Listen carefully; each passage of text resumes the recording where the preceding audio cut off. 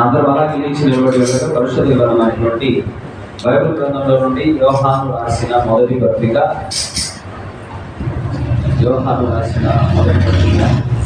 మొదటి అధ్యాయము మొదటి వచనాన్ని మనం చదువుకున్నాం. కేవలం మొదటి వచనం మాత్రమే. జీవవాక్యమును గూర్చినది ఆది నుండి ఏది ఉండెనో, మేమేది వింటిమో, కన్నులారా ఏది చూచితిమో, ఏది నిదానించి కనుగొట్టిమో, ఆ చేతులు దేనిని తాకి చూచెనో అది మీకు తెలియజేయుచున్నాము. చదవబడిన ఈ మాటలను దేవుడు దీవించునుగాక. ఆ దీవెనలు అవి మనందరి మీదుగా ఆయన నడిపించునుగాక. మొదలు కూర్చోండి. Praise the lord. సంతోషిస్తున్నారా? ఇవాళ కొంతమంది యవనస్తులు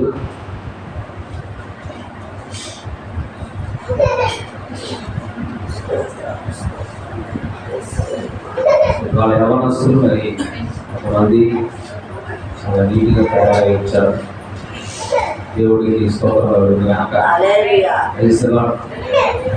మనందరం కూడా ఆ విధంగా ఒక యూనిటీగా, ఒక యూనిఫామ్గా ఉంటే బాగుంటుంది అని అనిపిస్తుంది.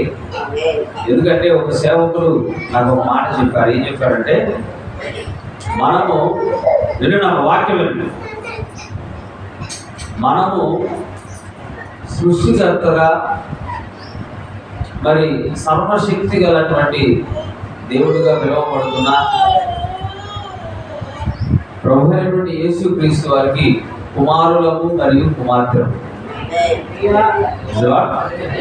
ఎవరు కుమారులము, ఎవరు కుమార్తెలము? రాజులకు రాజు, ప్రభువులకు ప్రభు అయిన ప్రభు అయినటువంటి యేసుక్రీస్తు వారికి మనము కుమారులము, కుమార్తెలమై ఉన్నాం. ఆయన రాజులకు రాజు అయినప్పుడు మరి ఆ రాజు యొక్క కుమారుడు ఏమవ్వాలి చెప్పండి? రాజకుమారుడే అవ్వాలి. అలాగనే మనము ప్రభు అయినటువంటి యేసుక్రీస్తు వారికి రాయబారులుగా ఉన్నాం. We are the ambassadors of heaven. పరలోకానికి మనము ఎలా ఉన్నామంటే రాయబారులుగా ఉన్నాం. నీ ఒక్కడివి దేవుని యొక్క వాక్యమును చేత పట్టుకొని నువ్వు నిలబడినప్పుడు you are representing not your individuality. కేవలము వ్యక్తిగతమైనటువంటి నిన్నొక్కడిని నువ్వు అక్కడ ప్రాతినిధ్యం వహించట్లేదు, కానీ నువ్వు సంపూర్ణమైనటువంటి పరలోకానికి ప్రాతినిధ్యం వహిస్తున్నావు. భారతదేశానికి కూడా ఒక అంబాసిడర్ ఉంటాడు. ఈ అంబాసిడర్ వేరే దేశానికి వెళ్ళినప్పుడు దాని అర్థం ఏంటో తెలుసా? భారతదేశం అంతా కూడా అతనితో ఉన్నట్టు. ఆ అంబాసిడర్ని నువ్వు గాయపరిచావంటే నువ్వు భారతదేశం అంతటిని కూడా గాయపరిచినట్టే. Praise the lord. నువ్వు ఆ రాయబారిని కనుక ప్రేమించి ఆ రాయబారి పట్ల జాగ్రత్త వహించి ఆ రాయబారిని కనుక నువ్వు చక్కగా చూసుకున్నట్లయితే నువ్వు పూర్తి భారతదేశాన్ని గౌరవించి పూర్తి భారతదేశానికి ప్రాతినిధ్యం క్షమించాలి, నువ్వు ఆతిథ్యం ఇచ్చినట్టు. Praise the lord. కనుక మనం పెళ్లిళ్ళకి వేసుకొని వెళ్తాం, విలువైనటువంటి వస్త్రాలు, ఎక్కడైనా పుట్టినరోజైనా అక్కడికి వెళ్తాం. ఇంకో వేరే చోట ఏదైనా ఫంక్షన్లకు పిలిచినా కూడా కొత్త కొత్త బట్టలు, కొత్త కొత్త చెప్పులు వేసుకొని వెళ్తాం. అదేదో సంఘానికి వచ్చేటప్పుడు అదే ఆ కొత్తదనం, అదే ఆ హుందాతనం నువ్వు ఎందుకు వేసుకొని రాకూడదు? ఎందుకంటే నువ్వు ప్రపంచంలోకి వెళ్ళా, విశ్వంలోకి వెళ్ళా కూడా అతి ముఖ్యమైనటువంటి వ్యక్తిని కలుసుకోవడానికి వచ్చేటప్పుడు నువ్వు ఏదో క్యాజువల్గా ఇంటి దగ్గర వేసుకునేటువంటి బట్టలు, ఖాళీ ఉండేటప్పుడు వేసుకునేటువంటి బట్టలు, టీషర్ట్లు, నైట్ ప్యాంట్లు ఇలాంటివి వేసుకుని వచ్చామనుకోండి, అది గౌరవప్రదంగా ఉంటుందా? When you are about to meet the district collector, నువ్వు ఒక జిల్లాకి చెందినటువంటి ఒక డిస్ట్రిక్ట్ కలెక్టర్ని కలవడానికి వెళ్ళేటప్పుడు నువ్వు సాదాగా క్యాజువల్గా వెళ్తే దే వోంట్ యాక్సెప్ట్ యూ. వాళ్ళని అంగీకరించరు, నిన్ను లోనికి వెళ్ళడానికి అనుమతిని ఇవ్వరు. డ్రెస్ కోడ్ ఉండాలి. అలాగే కోర్టులోకి వెళ్ళేటప్పుడు విధి విధానాలు తెలుసుండా. కోర్టు డెకోరం అంటారు దాన్ని. ఆ కోర్టు డెకోరం అంటే దాన్ని ఖచ్చితంగా నువ్వు పాటించాలి. నువ్వు కోర్టులోకి వెళితే, నువ్వు అడ్వకేట్ అయితే నల్లని కోటు ధరించాలి, ఇక్కడ బ్యాట్స్ ధరించాలి, మరి తెల్ల షర్టు నల్ల ప్యాంటు షూ వేసుకొని వెళ్ళాలి. అది న్యాయాధిపతి అంటే జడ్జి గారి ముందు నిలబడేటువంటి విధానం. మరి నువ్వు అసలు జడ్జి గారు ఈ యొక్క చట్టం వచ్చిందే బైబిల్ నుంచి. అసలైన న్యాయాధిపతి ఎవరు? అసలైన న్యాయాధిపతి ముందుకు వచ్చేటప్పుడు మరి మనం కూడా ఒక డెకోరం మనం పాటించాలి అని నాకు ఒక ఆయన చెప్పాడు, ఒక పాస్టర్ గారు చెప్పారు. నేను అన్నాను, పాస్టర్ గారు నాకు కొంచెం పొట్ట ఉంది, లేదంటే నాకు ఇన్షర్ట్ అలవాటు, నేను స్కూల్కి వెళ్ళేటప్పుడు ఇన్షర్ట్ వేసుకొని వెళ్ళాలి అని చెప్పాను. నా పొట్టతో పోలిస్తే నీ పొట్ట ఒక పెద్ద విషయమా అన్నాడు ఆయన. నేను వేసుకోవట్లా అన్నాడు. సో అప్పుడు అనిపించింది, మనం నిజంగా దేవుడికి రాయవాళ్ళం. పరలోకానికి పరలోకం అంతటికి కూడా నువ్వు ప్రాతినిధ్యం వహిస్తున్నావు. You are the representative of the heaven. అందుకే ఇప్పుడు కొత్త కొనుక్కోమంటారా అన్న, మరి కొని వచ్చిన తల ఒక 6 జతలు కొనిస్తే, లేదా 4 జతలు కొనిస్తే ప్రతి ఆదివారం వేసుకొని వస్తాము. ఏం అవసరం లేదు, ఉన్న వాటితో ఇన్షర్ట్ చేసుకొని చక్కగా ఇబ్బంది అయితే ఉన్న వాటినే వినియోగించుకొని మనం ఉన్నదాంతో శుభ్రంగా ఉండటం తప్పేమీ కాదు. మనం ఉన్న దాంట్లోనే ప్రియమైనటువంటి దేవుడి పిల్లలారా, ఇవాళ నేను చెప్పబోయేటువంటి వాక్యం చాలా జాగ్రత్తగా వినండి. చాలా మంది పిల్లల రద్దీలో పడి, పిల్లలు ఆడుకుంటున్నా, పిల్లలు పాడుకుంటున్నా, వాళ్ళకెళ్ళి చూసి మురిసిపోతున్నారు. వాళ్ళు ఆడుకుంటుంటే మీకంటే ఎక్కువ మురిసిపోతుంది నేనే.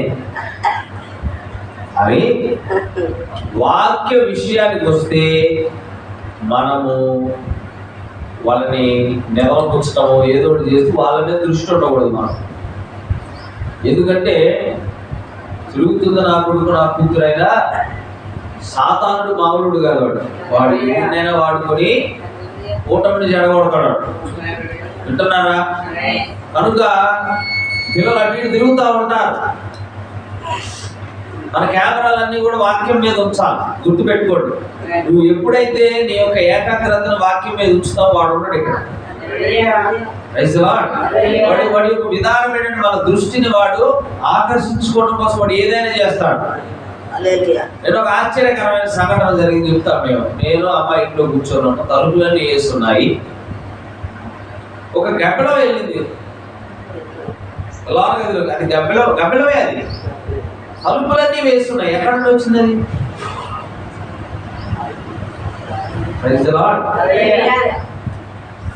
అలాంటి విషయాలు సంఘటనలు జరుగుతూ ఉంటాయి.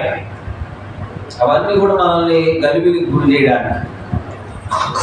అలాగే తుని అనేటువంటి ఊర్లో మెసేజ్ చెప్తా ఉన్నాము.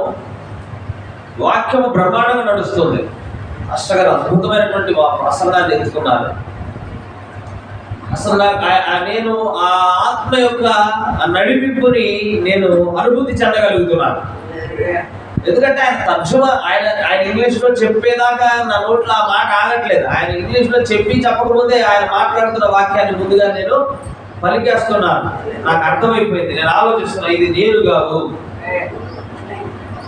ఇది నా ప్రభావం కింద అయితే కాదు, ఇది మానవ జ్ఞానం కానే కాదు అని అనుకుంటున్న సమయంలో ఏమైంది తెలుసా? కరెక్ట్గా పుల్పిట్ కింద ఒక పెద్ద ఎర్రి కేక. ఒక స్త్రీ చంపబోతున్నప్పుడు రంగ వేస్తే ఎలాంటి శబ్దం వచ్చిందో అలాంటి శబ్దం వచ్చి పెద్ద కేక వేసింది. కేక వేసినప్పుడు కింద ఎవరు లేరు. అసలు మాస్టర్ గారు మేము ఒక సెకండ్ ఆగిపోయాం. ఎవరు వచ్చిందని చూస్తే ఎవరు లేరు. ఆ స్వరం అలా అరుచుకుంటూ జనాల్లోకి వెళ్ళిపోయింది. మనిషి కాదు, ఆ స్వరం అలాగే అరుచుకుంటూ జనాల్లోకి వెళ్ళిపోయి చివరిన ఒక పిల్లోడు పడుకొని ఉంటే ఆ పిల్లోడు లేపింది. ఆ పిల్లోడు పెద్దగా కేకలు వేసుకుని ఏడ్చాడు. అప్పుడు మాస్టర్ గారు అన్నారు, దెయ్యం పని, దానికి వెళ్ళి చూడదు మీరు. ఇటువంటి దేవుడి పిల్లల వారంలో మనం ఆదివారం సమయంగా ఒక వారం వస్తాం, ఆదివారం వస్తాం. ఈ వారంలో మనము గుంజుకోగలిగినంత వాక్యాన్ని మనము గుంజుకోవాలి. Praise the lord. బుధవారం కూడా రావాలి. బుధవారం కూడా చాలా మంది అసలు వెనకబడుతున్నారు, రావట్లేదు. బుధవారానికి ఆదివారానికి ఉన్నంత ప్రాముఖ్యత ఉంది, గుర్తుపెట్టుకోండి. ఆదివారము ఎంత ప్రాముఖ్యము కలిగి వస్తున్నావో అదే ప్రాముఖ్యత బుధవారానికి కూడా ఉంది. బుధవారం ఎందుకు రావట్లేదు? బుధవారం కూడా రావాలి. దేవుని యొక్క వాక్యాన్ని మనము వినాలి. సాధ్యమైనంత వరకు నీకు దొరికిన చోటల్లా, దొరికిన చోట అంటే ప్రతి చోట పోవద్దు. బోయాన్ని చెప్పినట్టుగా ఈ పొలం విడిచిపెట్టి పోవద్దు అన్నట్టుగా సంఘ కార్యక్రమాలు ఏమి జరిగినా అసలు అది కోల్పోవద్దు మీరు.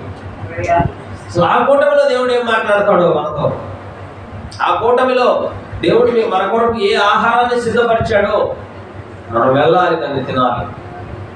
మొన్న బిడ్డు వాళ్ళ ఇంటి పైన ఒక అద్భుతకరమైనటువంటి వాక్యాన్ని దేవుడు మనకు అందించాడని నేను నమ్మాను. ప్రతి వారము, ఆదివారమే కాదు బుధవారము కూడా మనం అనేకమైనటువంటి విషయాలు అవి చెప్పినప్పుడు జనాలు ఎక్కువ మంది రాకపోయేసరికి నాకు చాలా బాధ అవుతుంది. ఎందుకంటే మంచి మంచి సంగతులు మళ్ళీ ఆ సంగతులు తిరిగి బోధించబడతాయో లేదో తెలియదు.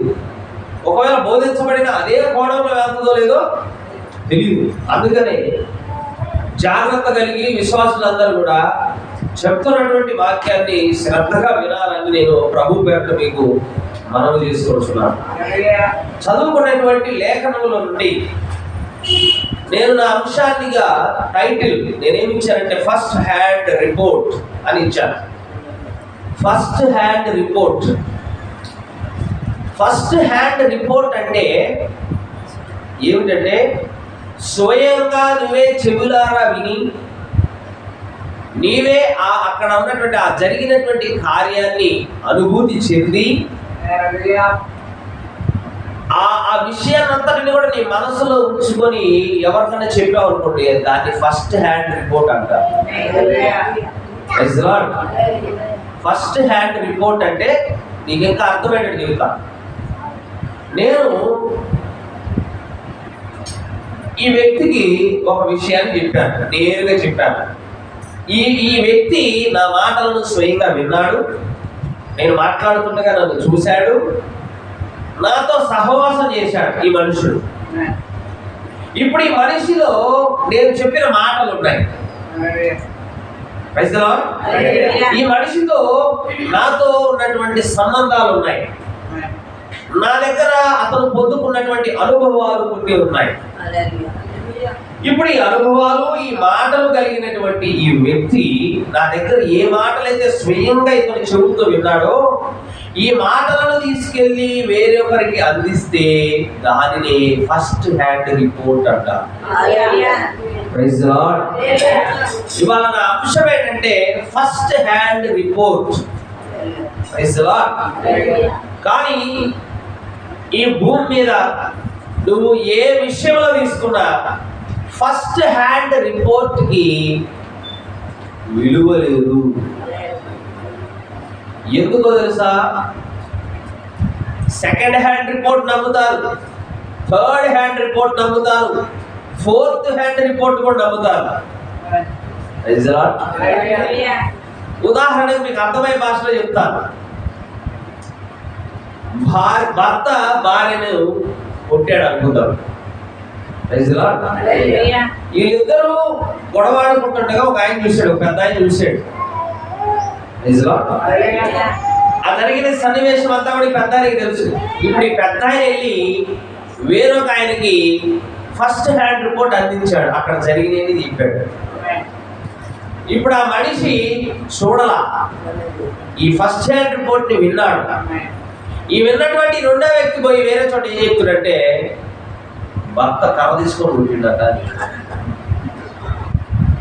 భర్త తీసుకొని వాయించిందట అంటాడు. ఈ మూడో వాడు పోయి నాలుగో వాడికి కర్రతో కొట్టిండట.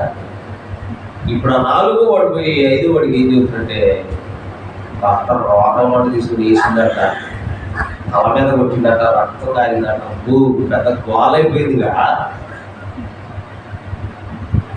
ఈ 5 వాడు 6 వాడికి అందిస్తాడు. 6 వాడు ఏం చెబుతుందంటే ఆమెదో చేసిందట, అంతేనే కొట్టిందంట, ఆమెదో చేసిందట, రక్తం తీరు.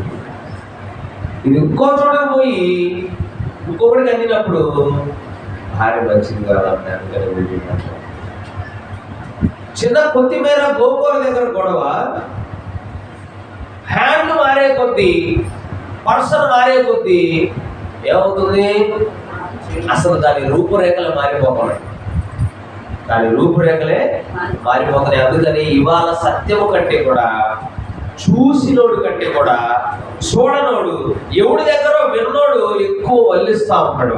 వాడు బ్యాక్గ్రౌండ్ వేస్తాడు, సిట్ వేస్తాడు, అవసరమైతే బ్యాక్గ్రౌండ్ మ్యూజిక్ కూడా అంటే అందిస్తున్నాడు. ఇవాళ ఉన్నారు అట్లాంటి. మనం చేసిన దానికంటే ఇంకా తెలుసా, అసలు మనం ఆ తప్పులు చేసావా అని మనమే ఆశ్చర్యపోయే అంతలో చెబుతాం. మనకే నువ్వు అదంటగా, నువ్వు ఇదంటగా, ఎవరు చెప్పారు అంటే పలానోడు చెప్పాడు ఇదంటే అదంట, కానీ కల్పించుకొని అన్నీ చెబుతారు. అలా విన్నప్పుడు అసలు ప్రాణాలే తీయాలన్నంత కోపం వస్తుంది. ఎందుకంటే చేసి తవ్వడం. కానీ ఆ గాసిప్స్ ఏవైతే ఉన్నాయో, ఆ పుకార్లు ఏవైతే ఉన్నాయో వాటికే ఈరోజు విలువ ఎక్కువ. ఉంటున్నారా? కానీ ప్రియమైనటువంటి దేవుడి పిల్లలారా, దాన్నే వాక్యానుసారంగా కనుక మనం తీసుకుంటే ఫస్ట్ హ్యాండ్ రిపోర్ట్ ఏమిటో తెలుసా? మీ బైబిల్ గ్రంథమే ఫస్ట్ హ్యాండ్ రిపోర్ట్ అయ్యి ఉంది. మన చేతుల్లో ఉన్నటువంటి ఈ 66 పుస్తకాల గ్రంథం, this is not second hand report or third hand report, it is the first hand report. ఇది తొలి నివేదిక అయి ఉంది. ఇది తొలి నివేదిక, మొట్టమొదటి నివేదిక ఇది. ఈ ఫస్ట్ హ్యాండ్ రిపోర్ట్ అనేది రెండవ వ్యక్తి ద్వారానో మూడవ వ్యక్తి ద్వారానో రాయబడింది కాదు. ఇది స్వయంగా ప్రవక్తలు దేనినైతే దేవుడి దగ్గర నుంచి పొందుకున్నారో ఆ పొందుకున్న విషయాన్ని రాశారు. అది ఏ రిపోర్ట్ అండి? First hand report. Praise the lord. యోహాను రాసిన మొదటి పత్రికలో ఆయన ఏమంటాడు? జీవవాక్యమును గూర్చినది. ఇప్పుడు ఆయన చెప్పబోతున్న మాటలు ఎవరికి సంబంధించినవి అంట? ఈ జీవవాక్యమును గూర్చినవి. ఆది నుండి ఏది ఉండెనో అంటున్నారా? ఆది యందు ఏముందో, ఆది యందు ఏముందని చెప్తుంది బైబిల్ గ్రంథం. ఆది యందు వాక్యం ఉండింది, మేమేది వింటిమో అంటున్నాడు. మళ్ళా మేమేది వింటిమో, కన్నులారా ఏది చూచితిమో, ఏది నిదానించి కనుగొట్టిమో, నా చేతులు దేనిని తాగి చూచెనో అది నీకు తెలియజేయుచున్నాము. అక్కడ ఇక్కడ విన్న మాటలు కాదు. ఎంత గొప్ప సాక్ష్యం ఇస్తున్నాడు యోహాను ఇక్కడ. మా కన్నులు దేని చూసాయో, మేము ఆయన కార్యాలు చేస్తుండగా నిదానించి చూసాం. గుడ్డివాడికి అసలు చూపు లేదు. ఓ శిలోయామ కోనేరులో కడుక్కొని రాబోన్నప్పుడు, కడుక్కొని వచ్చినప్పుడు తేటగా చూపు కనిపించింది. మేము దాన్ని నిదానించి చూసాం. యేసు ప్రభు వారు ఎన్నో కార్యాలు చేస్తూ ఉండగా లాజరు బయటికి రానప్పుడు మేము అక్కడ దేవుడిని చూసాం. మేము నిదానించి చూసాం, ఈ కన్నులతో చూసాం. ఆదిలో ఏమన్నదో దాన్ని మేము తాకాం. ఆ వాక్యమే శరీరధారిగా అయ్యి మా మధ్యలోకి వచ్చి సంచారం చేసినప్పుడు మేము ఆయన ముట్టుకున్నాం, మేము ఆయన తగిలాం, మేము ఆయన పక్కన పడుకున్నాం, మేము ఆయనతో మాట్లాడాము, ఆయన ముచ్చటించాం. మా చేతులు ఆయన తాకాయి. మేము ఏదైతే కళ్ళతో చూసామో, నిదానించి చూసామో, మేము చేతులతో దేనినైతే తాకామో దానినే నేను మీకు తెలియజేస్తున్నాను అన్నాడు. ఏమిటది? వాక్యం. అందుకే బైబిల్ గ్రంథం ఏంటంటే ఫస్ట్ హ్యాండ్ రిపోర్ట్. ఈ ఫస్ట్ హ్యాండ్ రిపోర్ట్ ఎప్పుడైతే నీ చేతికి వచ్చిందో దీన్ని ఆధారం చేసుకునే నువ్వు భక్తి చేయాలి, దీన్ని ఆధారం చేసుకునే నువ్వు జీవించాలి. దీన్ని ఆధారం చేసుకొని నీ యొక్క భక్తి జీవితానికి సంబంధించిన ఏ కార్యకలాపాలైనా ఈ ఫస్ట్ హ్యాండ్ రిపోర్ట్ ని ఆధారం చేసుకొని చేయాలి.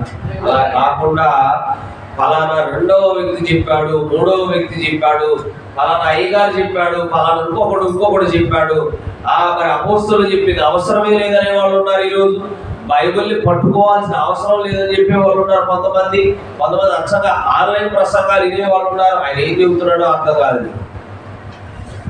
నిన్న ఒక ఆయన చెప్తున్నాడు, అమ్మా వచ్చే ఆదివారం తలా 500 తీసుకుంటాడు అమ్మా.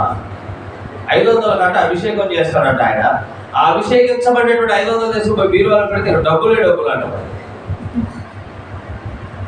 అతని ఛానల్కి వచ్చిన సబ్స్క్రైబర్లు ఎంతమంది తెలుసా?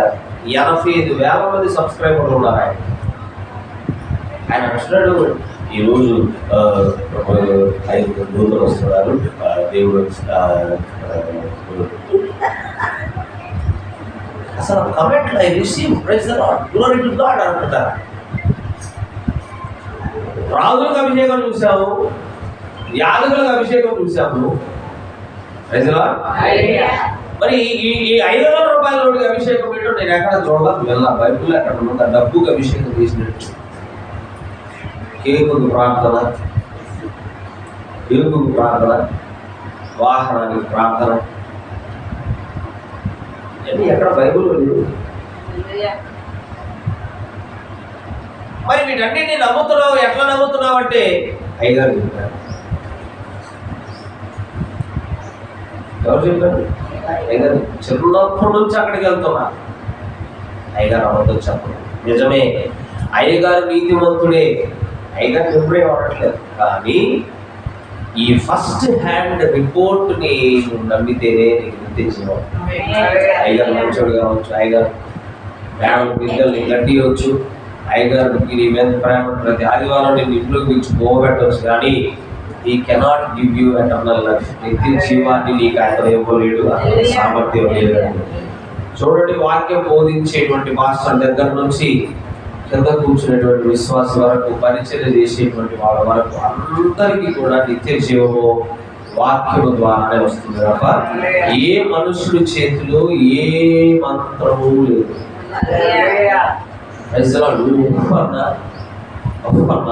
ఫైర్ అన్నా, వాటర్ అన్నా, రెయిన్ అన్నా,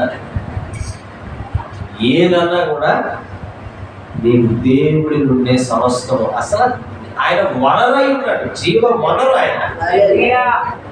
ఒక లైఫ్ లెస్ పర్సన్ కానీ ఒక జీవం లేనటువంటి వ్యక్తి ఒకడు బ్రతికాడంటే దానికి వనరెవరు? దేవుడు. లేదా అయ్యగారు చేస్తే మాకు స్వస్థత. కరెక్టే. అయ్యగారు ఎలాంటి అయ్యగారు ఒక ట్యూబ్ లాంటి వాడు. ఆ ట్యూబ్ లో నుంచి ఆ సల్ఫర్ అయినటువంటి జీవం ఎవరిదంటే దేవుడు.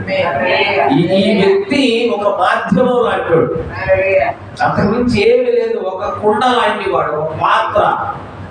వింటున్నారా? కానీ సమస్త శక్తి, సమస్త జీవము దేవుడిలో వస్తుంది. కనుక ప్రియమైనటువంటి దేవుడి పిల్లరా, మనము ఏ విషయంలో కృతజ్ఞత తెలియజెప్పాలని చూసిన పైకి చూడు, ఏ సమస్య రాదు. మనుషులను వ్యతిరేకించుకోవాల్సిన పని లేదు. ఒకవేళ దైవజనుడు గారు అతన్ని గౌరవించవచ్చు, తప్పు లేదు. అది నువ్వు గౌరవించవచ్చు, నీ తండ్రిలా గౌరవించవచ్చు. మరి దైవజనుడి గురించి కూడా మంచిగా బైబిల్ కథ చెప్పబడుతుంది కాబట్టి నువ్వు అతన్ని గౌరవించవచ్చు, అతన్ని సన్మానించవచ్చు. నీకు ఏదైనా చెప్పి ప్రేరేపణ వచ్చినప్పుడు అతని జీవితం పట్ల నువ్వు ఏదైనా ఇవ్వాలనుకున్నప్పుడు దాన్ని నువ్వు విమర్శనం చేయొచ్చు. కానీ we cannot share the glory of God to A person. దేవుడి యొక్క మహిమను ఒక వ్యక్తికి ఆపాదించకూడదు. ఎందుకంటే నేను రోషము కలిగిన దేవుడను, నేను నా మహిమను వేరొకటితో పంచుకోను అన్నాడు ఆయన. మనం పంచుతున్నాం కదా. మనం ఎంత ఇచ్చేసామంటే బోధకులకు, మనం ఎంత ఇచ్చేసామంటే దేవుడి వాక్యాన్ని కూడా పక్కన పెట్టే అంత ఇచ్చేసాం. నిజమండి. మీరు ఉచితంగా పొందుకున్నారు కాబట్టి ఉచితంగా ఇవ్వండి అని యేసు ప్రభువు చెప్తే, ఇవాళ రక్షణకు 20,000 ఖర్చు అవుతుందని ఒక ఆయన బోధిస్తున్నాడు. ఒక వ్యక్తి రక్షింపబడాలంటే 20,000 ఖర్చు అవుతుంది అంటున్నాడు. బైబిల్లో ఎక్కడ చెప్పబడింది 20,000 ఖర్చు అవుతుంది? మీరందరూ బాప్తిసం పొందిన వాళ్ళే, మరి నాకు 20,000 ఇచ్చారా? ఏమండి? ప్రియమైనటువంటి దేవుని సంఘంలో గుర్తుపెట్టుకోండి, first hand report is very very important. తొలి నివేదిక అనేది చాలా ప్రాముఖ్యమైనది. ఏ నివేదికలు పెడితే ఆ నివేదికలను వినకూడదు. Praise the lord. ఎందుకు వినకూడదు? ఎందుకు వినకూడదంటే ఆ నివేదికలలో దేవుడి యొక్క శక్తి దాగి ఉండదు. దేవుడు నీకు అర్థం అవ్వడు. Praise the lord. దేవుడు నీకు అర్థం అవ్వాలంటే దేవుడు చెప్పినటువంటి ఆ నివేదిక మొట్టమొదటిగా ఎవరి దగ్గరకైతే వచ్చిందో వారు చెప్పినటువంటి సాక్ష్యాన్ని నువ్వు మరి దాన్ని నమ్మినప్పుడు, ప్రైజ్ ది లార్డ్. యెషయా గ్రంథము 53వ అధ్యాయం.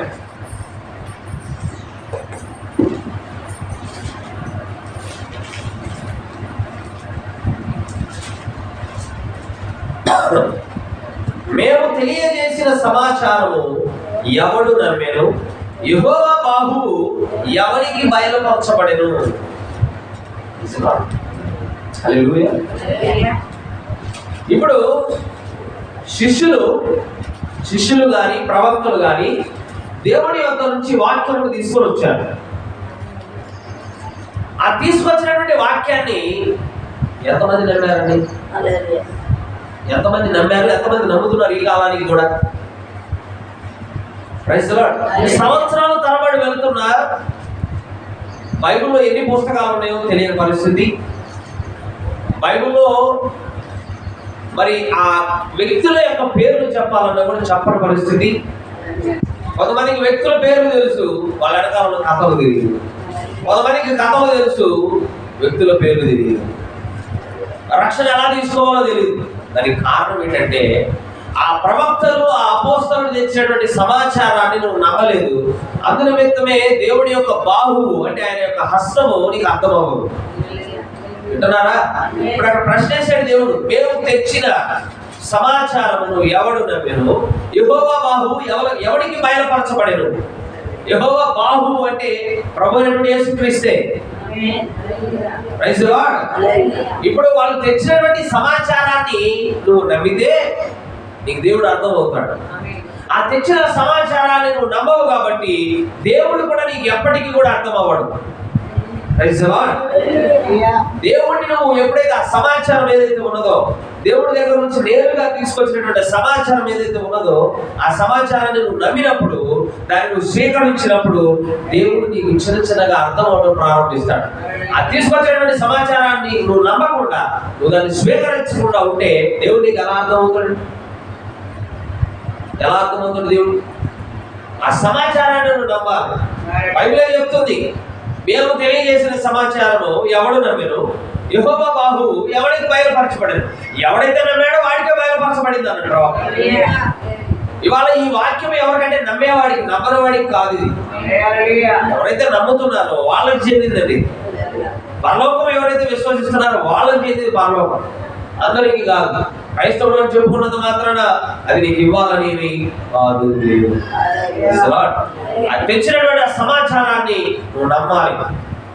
ఆ మొదటి నివేదిక అన్అడల్టెడ్ ఆ వాక్యాన్ని, కల్తీ లేనటువంటి ఆ వాక్యాన్ని, ఆ నివేదికను నువ్వు స్వీకరించాలి. Praise the lord. అప్పుడు దేవుడు నీకు బయలుపడతాడు.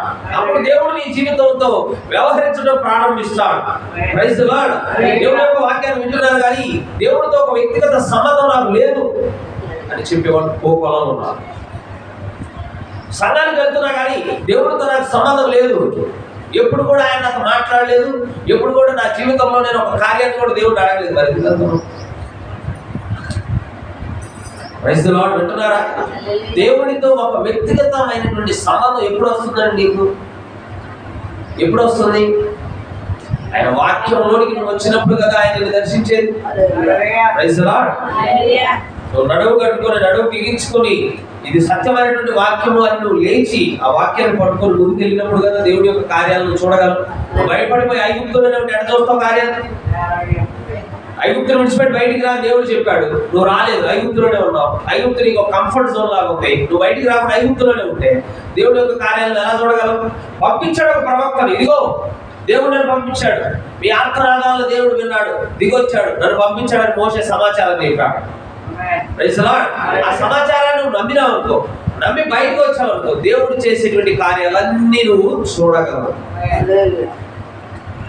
ఆ నివేదిక, ఆ ఫస్ట్ హ్యాండ్ రిపోర్ట్ నువ్వు నమ్మాలి. ఈ ఫస్ట్ హ్యాండ్ రిపోర్ట్ ని నువ్వు అది ఏ విధంగా అయితే ఉన్నదో ఆ విధంగానే నువ్వు దాన్ని స్వీకరించాలి. అంటున్నారా బాబు? అంటున్నారా? ఆ ఇవ్వబడినటువంటి ఆ ఫస్ట్ హ్యాండ్ రిపోర్ట్ ఏదైతే ఉన్నదో, ఆ తొలి నివేదిక ఏదైతే ఉన్నదో, అది ఎలాగైతే ఇచ్చాడో దేవుడు, దాన్ని ఆ విధముగానే నువ్వు స్వీకరించాలి. అంటే దాని అర్థం ఏమిటి? దాని అర్థం ఏమిటి చెప్పండి. దేవుడు ద్వారా పలకబడిన మాటని ఆ మాట ఎలాగైతే ఉన్నదో దాన్ని నువ్వు అలాగనే తీసుకోవాలి, కానీ అందులో నువ్వు వేలు పెట్టకూడదు.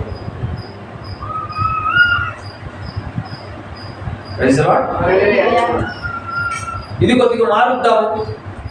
భారతదేశంలో రాజ్యాంగం రాశారు. ఆ రాజ్యాంగంలో ఇప్పటి వరకు అమెండ్మెంట్స్ అంటే చట్ట సవరణలు చేసుకుంటూ వస్తున్నాం, రైటా? కానీ దేవుడు ఒకసారి ఒక రాజ్యాంగం రాస్తే ఈ రాజ్యాంగం మార్పు చేరుకోవడం శాశ్వత కాలం ఉంటుంది. దేవుడికి అంతా తెలుసు కదా, ఇంక దీంట్లో మార్చడానికి ఏమీ లేదండి. ఈ కాలానికి అట్లా ఎవడు చేస్తున్నాళ్ళే, ఈ కాలానికి అలా ఎవడు బతుకుతున్నాళ్ళే. కొంతమంది అంటున్నారు బైబుల్లో ఉన్నాయి అన్ని ఎవడు చేస్తున్నాలే ఇప్పుడు అనేవాళ్ళు చాలా మంది. అందరూ సంగతి నువ్వు చేయి, దేవుడు నిన్ను గర్వపరుస్తాడు, దేవుడు సంతోషిస్తాడు. బైబిల్ గ్రంథంలో దేవుడు ఏదైతే చెప్పాడో దాని ప్రకారంగా చేసినప్పుడే దాని ఫలాలను వాళ్ళు అనుభవించారు. కానీ దేవుడి యొక్క మాటకు అవిధేయత చూపిస్తే రాజ్యాలు పోయిన వాళ్ళు ఉన్నారు, ప్రాణాలు పోయిన వాళ్ళు ఉన్నారు. ఉదాహరణకు ఒక సన్నివేశాన్ని నేను మీకు చెప్తాను. బేతేలు అనేటువంటి ఒక ప్రాంతంలో అక్కడ ఒక దేవాలయం ఉంది. ఆ టైంలో యెరోబాము అనేటువంటి ఒక వ్యక్తి రాజుగా ఉన్నాడు. బాగా వినండి. ఈ యెరోబాము ఏం చేశాడంటే తన మనస్సుకు నచ్చిన యాజకులను నియమించి, యాజకులు లేవీయుల్లో నుంచి కదా రావాల్సింది, అవునా? కానీ యెరోబాము ఏం చేశాడు తెలుసా? సామాన్య మానవులను తీసుకొచ్చి మీరు సేవ చేయండి ఏం కాదని వాళ్ళను నియమించి అక్రమంగా సేవ చేస్తా ఉన్నాడు. దేవుడికి నచ్చనటువంటి సేవ, దేవుడు ఆజ్ఞాపించినటువంటి సేవ యెరోబాము చేస్తా ఉన్నాడు. ఇలా జరుగుతూ ఉండగా దేవుడు ఏం చేశాడంటే ఒక ప్రవక్తను యూదా నుండి బేతేలుకు పంపించాడు. దేనికి పంపించాడంటే ఆ బలిపీఠముల గురించి నువ్వు తీర్పు తీర్చు. ఎవరెవరైతే ఇక్కడ బలి అర్పించారో వాళ్ళందరూ కూడా బూడిదవుతారు ఇక్కడ.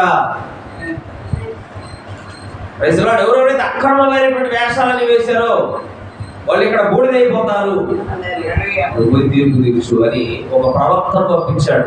ఎక్కడి నుంచి? యూదా నుండి బేతేలుకు. దేశం బాగా గుర్తుపెట్టుకోండి. ఇప్పుడు ఈ ప్రవక్త దేవుడి యొక్క వాక్యమును అందుకున్నాడు. ఆ వాక్యమును అందుకొని ఇప్పుడు బేతేలుకి వెళ్ళాడు. బేతేలుకు వెళ్ళి అక్కడ చెప్పవలసిన విధానాలన్నీ కూడా చెప్పేశాడు. రాజు కోపం వచ్చేసి వాడు పట్టుకోడరా అని అన్నాడు. ఈ చెయ్యి చాచిన చెయ్యి అలాగే స్ట్రక్ అయిపోయింది. ఏ చేతికి నాకు ప్రవక్తని దూషించాడు, పట్టుకోండి అతన్ని చర్చల్లో వేయండి అన్నట్టుగా చెయ్యి చాపి ఎప్పుడైతే అన్నాడో వచ్చి అలాగే ఉండే. మరలా ఈ ప్రవక్తే వచ్చి ఇతను కొరకు దేవుడిని వేడుకునే అంతవరకు చేయాలని ఉంటుంది.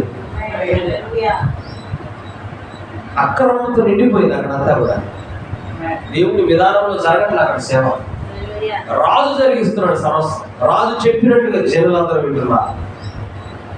అయితే ప్రేమైన దేవుని పిల్లలారా, దేవుడి ప్రవక్తను పంపిస్తూ కొన్ని హెచ్చరికలు జారీ చేశాడు ఆ ప్రవక్తకి. ఇదిగో నువ్వు ఆ ప్రాంతంలోకి వెళ్ళి ఆ ప్రాంతంలో నువ్వు చెప్పవలసిన మాటలను అక్కడ చెప్పి,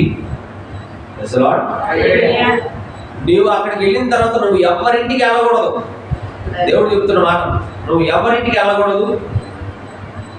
అక్కడ నువ్వు ఒక ఆహార పదార్థాన్ని అంటే రొట్టె ముక్క కూడా నువ్వు తినకూడదు. 2, 3, నువ్వు ఏ మార్గం గుండా వెళ్ళావో ఆ మార్గం గుండా తిరిగి రాకూడదు. నువ్వు ఏ మార్గం గుండా వెళ్ళావో ఆ మార్గంలో కాకుండా వేరొక మార్గంలో నుంచి నువ్వు రావాలి బయటికి అని దేవుడు 3 కండిషన్స్ పెట్టి ఆ ప్రవక్తను పంపిస్తే, ఈ ప్రవక్త యూదా నుంచి బేతేలుకి వెళ్ళాడు. ఆ బలిపీఠమును గురించి ఆయన చెప్పవలసినటువంటి ఆ మాటలన్నీ చెప్పాడు. చెప్పిన తర్వాత ఈ రాజుకు స్వస్థత కూడా చేశాడు ఆయనే. స్వస్థత చేసిన తర్వాత రాజు అంటున్నాడు ఇప్పుడు ఆ ప్రవక్తతోటి, ప్రవక్త గారు మా ఇంటికి రండి, నేను మీకు భోజనం వండి పెడతాను, మా ఇంటికి వచ్చి అన్నం తినిపోండి సార్ అన్నాడు. ఎవరు? రాజు దేవుడు పంపించినటువంటి ప్రవక్తను ఇంటికి ఆహ్వానిస్తున్నాడు. అప్పుడు ఈ దైవజనుడు ఏమన్నాడు తెలుసా? నేను మీ ఇంటికి రాను, నేను మీ ఇంటికి రాను, నేను మీ ఇంట్లో ఏమి తినను, అలాగనే నేను వచ్చిన మార్గము గుండా కూడా వెళ్ళకూడదు అని, నేనేమి ముట్టకూడదు, ఏమి తినకూడదని, ఎవరింటికి కూడా వెళ్ళకూడదని దేవుడు నాకు ఆజ్ఞాపించాడు. కనుక నేను మీ ఇంటికి రాను, మీ ఆహారాన్ని తినను, నేను ఏ మార్గము గుండా అయితే వచ్చానో ఆ మార్గము గుండా తిరిగి వెళ్ళక వేరొక మార్గము గుండా నేను ఈ పట్టణాన్ని విడిచిపెడతాను అని చెప్పాడు. బాగుంది, ఎవరు కాదన్నారు. ఆ ప్రవక్త ముక్కుసూటి మనిషిలాగా వెళ్ళిపోతా ఉన్నాడు. ఈ వెళ్ళిపోతా ఉన్న సమయంలో ఒక ప్రవక్త ఆ ఊరికి వచ్చాడని, ఆ ప్రవక్త ఆ బలిపీఠం గురించి తీర్పును తీసుకొని వచ్చాడనే సంగతి ఆ బేతేలులో ఉన్నటువంటి ఒక ముసలి ప్రవక్తకు తెలిసింది. అలిసిపోయారా? అలిసిపోయారా అండి? ఆ బేతేలులోనే ఒక ముసలాయన ఉన్నాడు, ఆయన కూడా ప్రవక్తే. ఈ యూదా ప్రాంతం నుంచి వచ్చినటువంటి ఒక ప్రవక్త వచ్చాడని, ఆ బలిపీఠం గురించి తీర్పు తీర్చాడన్న సంగతి ఈ ముసలాయనకు తెలిసింది. ఎలా తెలిసింది? ముసలాయనకు ఒక కొడుకు ఉన్నాడు, ఆ కొడుకు వచ్చి జరిగిందంతా చెప్పాడు. చెప్పినప్పుడు ముసలోడు లేచి ఏం చెప్పాడంటే, నా కుమారుడా గాడిదకు గంట కట్టాడు, గాడిదకు సిద్ధపరుచు, మేము పోవాలా దైవజనుడి దగ్గరికి అన్నాడు. ఈ ముసలాయన ఆ గాడిదకి ఎత్తుక్కుంటూ పోయాడు వీధుల్లో. ఈ ప్రవక్త ఎక్కడ దాకా పోయాడా అని ఎత్తుక్కుంటూ పోతే ఒక చెట్టు కింద, ఒక మస్తకి వృక్షం కింద కూర్చొని ఉన్నాడు ఆ ప్రవక్త. ఎందుకంటే ఆ రోజు కాలిబాట్లే కదా, కాళ్ళతో నడుచుకుంటూ పోవాలి. ఆ మస్తకి వృక్షం కింద ప్రవక్త కూర్చొని ఉంటే ఇప్పుడు అడుగుతున్నాడు, ఓ దైవజనుడా నువ్వు మా ఇంటికి భోజనానికి రా. ఆ రాజు ఏదైతే అడిగాడో మళ్ళీ ఈ దైవజనుడు కూడా నువ్వు మా ఇంటికి రావాలి, ఆహారం సిద్ధపరుస్తాను రా అన్నాడు. అప్పుడు మళ్ళీ ఈ ప్రవక్త ఏం చెప్పాడు తెలుసా? అయ్యగారు మీరు ప్రవక్త గారు కావచ్చండి, నా దేవుడు ఏం చెప్పాడంటే, నువ్వు బేతేలుకు పోయినప్పుడు అక్కడ ఎవరింటికి పోవద్దు, ఏ ఆహారం తినద్దు, నువ్వు వెళ్ళిన మార్గం గుండా తిరిగి రావద్దని దేవుడు నాకు చెప్పాడు అని చెప్పిన తర్వాత ఈ ముసలు ఆయన ఏం చెప్తున్నాడు తెలుసా? నాకు దేవదూత వచ్చి చెప్పాడు నేను ఇంటికి తీసుకెళ్ళమని. దేవుడి సన్నిధిలో నుంచి దేవదూత నా దగ్గరకు వచ్చి నిన్ను మా ఇంటికి తీసుకెళ్ళి నీకు ఆతిథ్యం చేయమని, నీకు వంట వండి పెట్టమని దేవదూత చెబితే నేను నీ దగ్గరకు వచ్చాను అని అబద్ధం ఆడాడు. అబద్ధం ఆడితే దైవజనుడు ఏం చేశాడు? ఓ దేవదూత చెప్పాడా, అట్లయితే వస్తాను నేను. దేవుడి సన్నిధిలో నుంచి దేవదూత వచ్చాడని చెప్పావు కదా, మరి దేవుడే చెప్పినప్పుడు నేను రాకుండా ఎందుకుంటాను అని లేచి ఆ దైవజనుడితో కూడా ఇంటికి వెళ్ళి ఆ దైవజనుడు వండి పెట్టినంతా తింటున్నాడు. తింటూ ఉండగా దేవుడి యొక్క ఆత్మ ముసలివాడిని ప్రేరేపించి ఇలాగ ప్రవచించేటట్టు చేసింది. ఎవరు ప్రవచించాడు తెలుసా? నీవు నా వాక్యములకు అవిధేయత చూపించావు కాబట్టి నువ్వు నిశ్చయంగా తెచ్చిపోతావు. నువ్వు నా వాక్యములకు అవిధేయత చూపించావు, నా వాక్య పక్షాన్ని నువ్వు నిలబడలేదు, అందుకని నువ్వు చచ్చిపోతావు అని ప్రవచించాడు ఆ ముసలాయన. ఆ అబద్ధం ఆడిన నోటే మళ్ళా దేవుడు ప్రవచనాన్ని ప్రవచించేటట్టు చేశాడు. ఇది ఇలా జరిగి భోజనం చేశాడు, లేచి వెళ్ళిపోతా ఉన్నాడు. దారిలో సింహం వచ్చింది, ఆ దైవజనుడిని చంపి పక్కన పడేసింది. ఇక్కడ విషయం ఏంటంటే సింహం చంపింది కానీ అతని దేహాన్ని తినలా. సింహము అతన్ని చంపింది కానీ అతన్ని తినలేదని పక్కన నిలబడి చూస్తా ఉన్నాను. సింహం దారిలో వచ్చే పోయే వాళ్ళు చూసి, అరే ఈ మనుషుడు ఆ బలిపీఠం గురించి తీర్పు తెచ్చినటువంటి మనుషుడు కదా, ఎందుకు ఇలా చచ్చిపోయాడు అని అందరూ మాట్లాడుతున్నారు. అప్పుడు దేవుడు పిల్లవారా, దేవుడు ఏ వాక్యం అయితే ఇచ్చాడో ఆ వాక్యం పక్షాన మనం నిలబడాలి. కానీ నాకు దేవదూత కాలొచ్చాడు, ఇది అసలు కరెక్ట్ కాదంట, దేవుడే వచ్చి నాకు చెప్పాడు, మనం చేస్తుంది రాంగ్ అంట, దేవదూత చెప్పాడు. వాళ్ళు ఎందుకంటే ఎక్కువ దేవదూతలు పెట్టుకొని మాట్లాడుతున్నారు.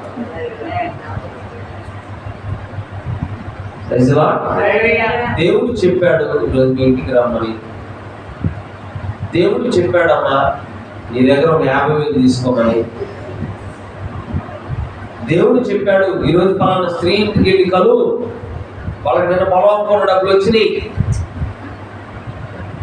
ఎల్లు దేవుడు దశభాగం ఇవ్వమంటున్నాడు అడుగు అని దేవదూత చెబితే వచ్చానమ్మా. ఇలాంటి వచనాలు చెప్పే దైవజనులు వచ్చడం వల్ల బైబిల్ గ్రంథంలో విశ్వాసులు ముందకలా దేవుడు విశ్వాసులు ఏమన్నా వ్యభిచారిని కూడా ప్రేమతో స్వీకరించాడు. కానీ ఎవరైతే ధర్మశాస్త్ర బోధకులు ఉన్నారో వాళ్ళ పులిసిన పిండి గురించి జాగ్రత్త పడని చెప్పాడు. వాళ్ళ పులిసిన పిండిని గురించి జాగ్రత్త పడండి. నాకు చెప్పిన కథ ఆటంలో చూద్దాం. మొదటి రోజులు కదా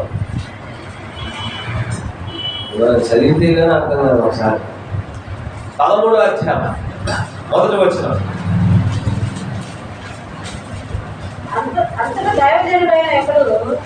అంతటా దైవజనుడైన ఒకడు,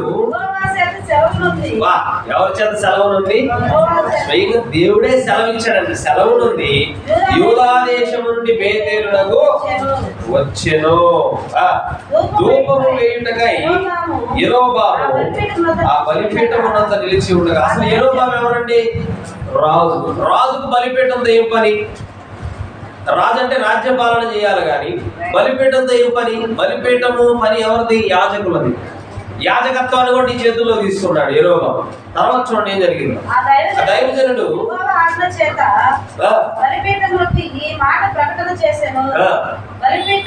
బలిపీఠమా బలిపీఠమా యెహోవా సెలవిచ్చినదేమనగా, దావీదు సంతతిలో యోషియా అను ఒక శిశువు పుట్టును, నీ మీద ధూపము వేసిన ఉన్నత స్థలము యొక్క యాజకులను అతడు నీ మీద అర్పించును. అతడు మనుష్య శల్యములను నీ మీద దహనము చేయును.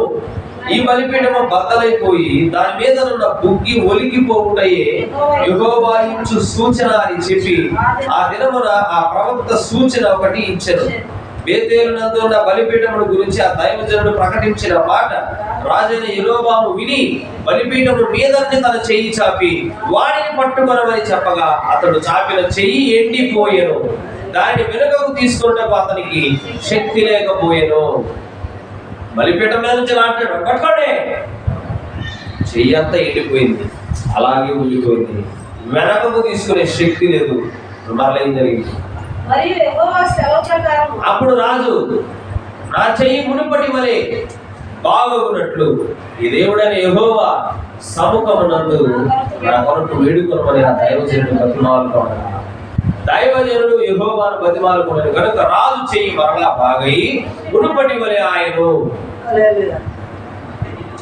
మరలా ఈ దైవజనుడు దేవుడిని వేడుకుంటాను బట్టి యెరోబాము చెయ్యి మరలా బాగైపోయింది. ఇప్పుడు బాగైపోయిన తర్వాత ఏమంటున్నాడు రాజు, నీవు నా ఇంటికి వచ్చి అలసట తీర్చుకోను, నీకు బహుమతి ఇచ్చేదని ఆ దైవజనుడితో చెప్పగా దైవజనుడు ఏమంటున్నాడు, దైవజనుడు రాజు నీ ఇంటిలో సగము నీవు నాకు ఇచ్చినాడు, బా నీతో కూడా నేను లోపలికి రాను, ఈ స్థలం నందు నేను అన్నపానములు పుచ్చుకోను, అన్నపానములు పుచ్చుకోవద్దని నీవు వచ్చిన మార్గంలో తిరిగి పోవద్దని యెహోవా వాక్కు చేత నాకు సెలవాయనని రాజుతో చాలా కట్టుబడి ఉన్నాడు ఆయన. దేవుడు చెప్పాడు నాకు ఇంటికి రావద్దు, నీ అన్నం వద్దు, నీ ఆస్తిలో సగం ఇచ్చినా కూడా నేను రాను మీ ఇంటికి అన్నాడు. బాగానే నిలబడ్డాడు. తర్వాత చూడండి, తాను బేతేలునకు వచ్చిన మార్గంలో వెళ్ళక మరి ఒక మార్గంలో తిరిగి. చూడండి, దేవుడు ఏదైతే చెప్పాడో స్పష్టంగా దాన్నే పాటిస్తున్నాడు ఆయన.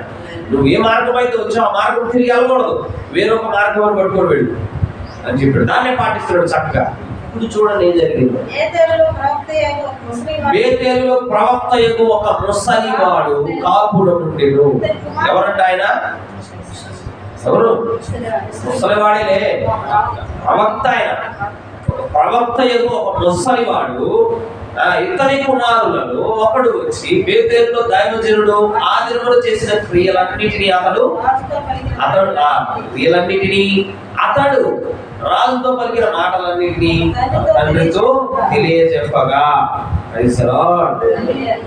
ఇప్పుడు చదవండి. అతడు ఏ మార్గంలో వెళ్ళిపోయినని వారిని అడిగారు. అంతటా అతని కుమారుడు యూదా దేశంలో నుండి వచ్చిన దైవజనుడు ఏ మార్గంలో వెళ్ళిపోయినది తెలిపి, అంటే ఎటువైపు వెళ్తున్నాడో చెప్పారు ఆయన. ఇప్పుడు చూడండి, వెంబట అతను తన కుమారుని పిలిచి నా కొరకు గాడిదను గంత కట్టుడని చెప్పగా వారు అతని కొరకు గాడిదకు గంత కట్టిని. అతడు దాని మీద ఎక్కి దైవజనుడిని కనుగొనవలనని పోయి మస్తకి వృక్షం కింద అతను కూర్చుండగా చూచి యూదా దేశంలో నుండి వచ్చిన దైవజనుడు నీవేనా అని అడగగా అతడు నేనే అన్నాడు. అప్పుడు అతడు నా ఇంటికి వచ్చి భోజనము చేయమని మళ్ళా అడుగుతున్నాడు. ఈ ముసలి వాడైనటువంటి ఈ ప్రవక్త అడుగుతున్నాడు ఆ దైవజనుడిని, ఇదిగో దేవుడు నిన్ను పంపించాడు కదా, ఇక్కడ వరకు వచ్చాడు, నా ఇంటికి రా అంటే ఏమంటున్నాడు? నేను నీతో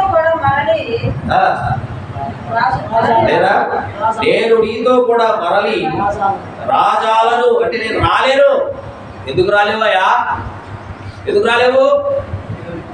చెప్పలేదు. ఎందుకు రాలేనని చెబుతున్నాడు ఆయన. దేవుడు నాకు ఆల్రెడీ సెలవు ఇచ్చాడు, నేనేమేం చేయాలో, ఎక్కడెక్కడికి వెళ్ళాలో, ఎక్కడికి వెళ్ళకూడదు, ఏమి తినాలో ఏమి తినకూడదో దేవుడు నాకు చెప్పాడు. ఏ మార్గం కూడా ట్రావెల్ చేయాలో కూడా దేవుడు నాకు ముందుగానే చెప్పాడు. అందుకని నేను మీ ఇంటికి రాను, నీవు అచ్చని అన్నపానములు పుచ్చుకోవద్దనియు, నీవు వచ్చిన మార్గంలో పోవుటకు తిరగవద్దనియు యెహోవా వాక్కు చేత నాకు సెలవు ఆయనని చెప్పాడు. ఇక్కడ కూడా చాలా స్ట్రాంగ్ నిలబడ్డాడు ఆయన. ప్రాముఖ్యమైనటువంటి వచనం 18వ వచనం వెరీ ఇంపార్టెంట్ అది. చూసారా ఏం చెప్పాడు? ఫస్ట్ నేను నీ వంటి ప్రవక్తనే, మరియు దేవదూత ఒకడు యెహోవా చేత సెలవు పొంది అన్నపానములు పుచ్చుకొనుటకై అతనిని నీ ఇంటికి తోడుకొని రమ్మని నాతో చెప్పినని అతనితో అబద్ధమాడగా.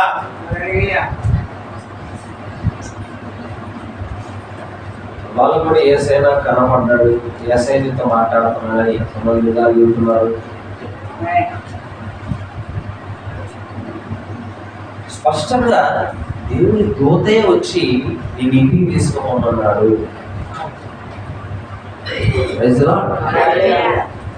బైబిల్ గ్రంథం స్పష్టంగా మనకు అన్ని తేటగా కనపడేటట్టు చేస్తున్నాడు. మరి చూడగలిగిన నేత్రులు ధన్యులు, స్పష్టంగా చెబుతున్నాడు. ఆల్రెడీ దేవుడి దగ్గర నుంచి ఒక నివేదిక ఇతను అందింది. అతను ఆ నివేదికను కలిగి ఉన్నాడు. ఫస్ట్ హ్యాండెడ్ రిపోర్ట్ని కలిగి ఉన్నాడు. ఆ రిపోర్ట్ లో 3 విషయాలు చెప్పాడు. ఎవరింటికి వెళ్ళొద్దు, ఏమి తెలియద్దు, నువ్వు వచ్చిన మార్గం తిరిగి పోవద్దు, వేరొక మార్గాన్ని 3 విషయాలు దేవుడు చెప్పాడు. నివేదిక కలిగి ఉన్నాడు. ఈ మధ్యలో ఎవడో ఒక ఆయన ఫ్యాబ్రికేటెడ్ చేసి అంటే మసిపూసి మారేడుకాయ చేసి దాన్ని మార్చి ఒక మాటను తీసుకొని వచ్చాడు. దేవుడి యొక్క దూత యెహోవా సన్నిధిలో నుంచి దేవదూత వచ్చి చెప్పింది నేను ఇంటికి తీసుకుపోమని. ఎనుగొండి ప్రవక్తనే. నాకు పెద్ద సంఘం ఉంది, వేల మంది వస్తారు. ఏం చెప్పింది బాబా?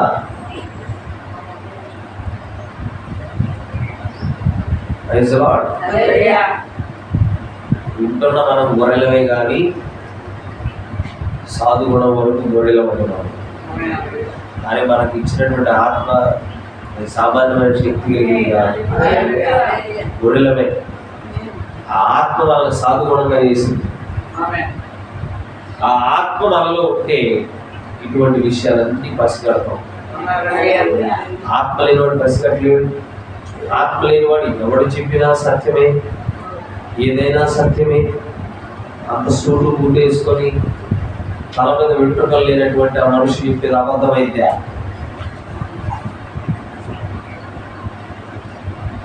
కన్నారా? ఒక ఆయన ఎగురుతున్నాడు, నా పండే నేను నా పండే అంటున్నాడు. ఆపుతున్నాడు, ఎగురుతున్నాడు.